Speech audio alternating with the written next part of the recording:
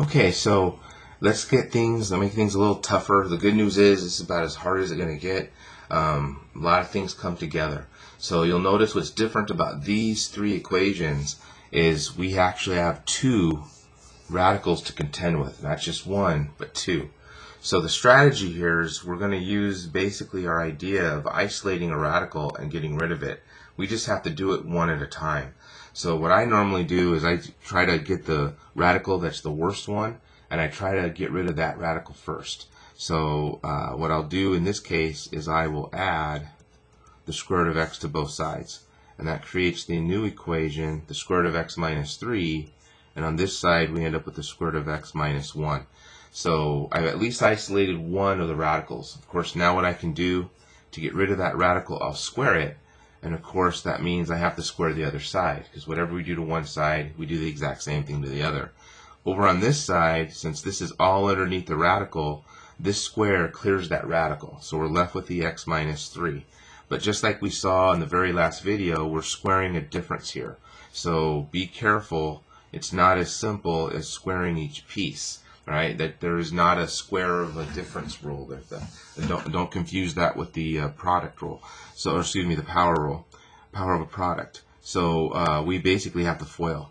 So when I FOIL this out, the square root of x times the square root of x, right? Well, that will be just an x. Well, let me go ahead and that's the square root of x squared minus the square root of x minus the square root of x, and then negative times a negative is a positive 1.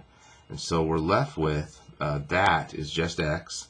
That is a negative 2 square root of x, and then plus 1.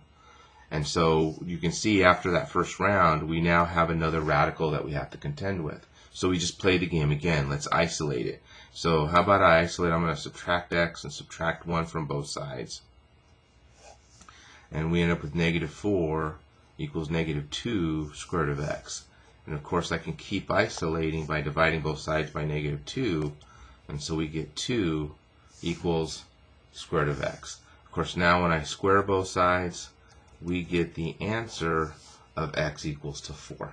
All right, of course, there's the algebra. We got to go check it. So when I go plug it into the formula here, or the equation, does this actually work out? All right, and so this would give us the square root of 1. The square root of 4 is 2 already. The square root of 1 is 1. And that looks like it's true in my book. So that is truly the solution to that equation. So that's basically what we do. So when you have an equation with two radicals, you isolate one. Again, I usually like to start with the one that looks the worst and then go through my math.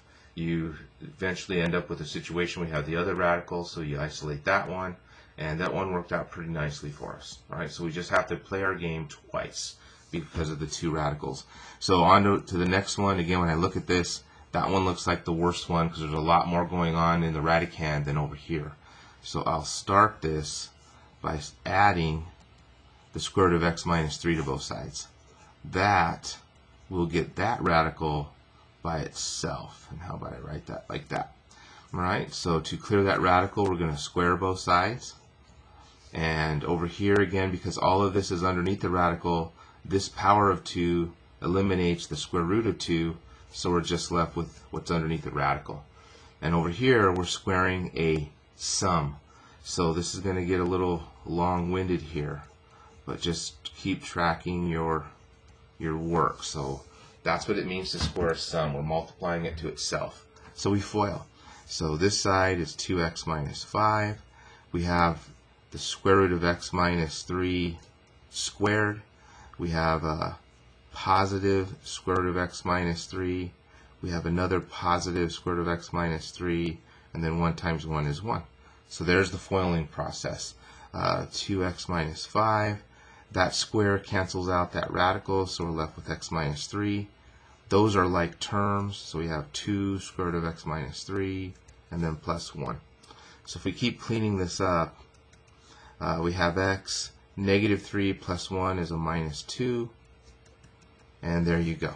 So basically what we have again is a situation where we've isolated, or excuse me, we got rid of one radical, but we still have another one remaining. So we just play the game again. So I'll subtract x and add 2 to both sides. and that'll give us, I think, x, what's that going to be, minus 3 equals 2 x times the x minus 3, the square root of x minus 3. So again, you could divide by 2 here, but that's going to create a fraction on this side.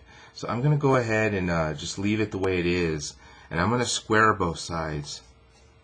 And I want to do this because I want to point out something to you guys in terms of the power of a product I have on this side and a power of a difference. Since this is a power of a difference, we have to actually FOIL it out. Well, I think I have one too many parentheses there. But since I have a power of a product, that's when it's okay to apply that to both pieces. So over here we have to FOIL, excuse me, because we're squaring a difference. But over here, since we're squaring a product, that's when it's okay, excuse me, I'm losing my voice, to raise each piece to that power, right? So that's our good old, right, when I have a power of a product rule. So over here we're FOILing. I think we get x squared minus 3x plus 9. And over here we end up with 4, and that radical clears itself out. So we have a lot of work to do. This was a problem on steroids. So let me combine like terms here, do a distribution over here, and then we see that we have a degree 2 polynomial. So I'll subtract 4x from both sides, and I'll add 12 to both sides. And I think that gives us x squared minus 10x plus 21 equals 0. So we have to factor now, and I believe that'll be the correct factorization.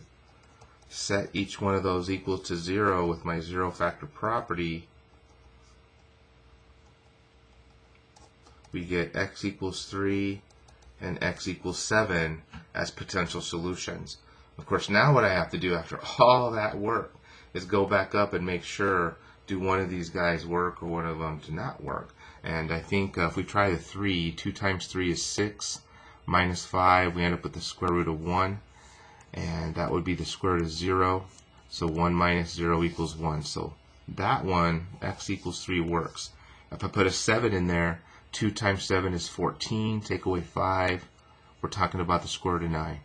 Minus, if I put a 7 in here, we're talking about the square root of 4, right? Because 7 take away 3 is 4. And is that equal to 1?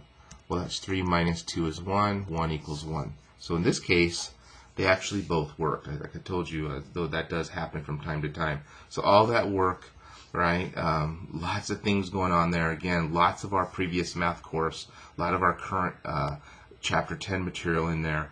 Be careful about if you're squaring a difference versus squaring a product. Squaring products, it's okay. Squaring differences is not. So we have one more problem to do, but I look at the clock here. I'm already at 8 minutes. So how about I pause here, and I'm going to write that on another sheet, and we'll tackle it.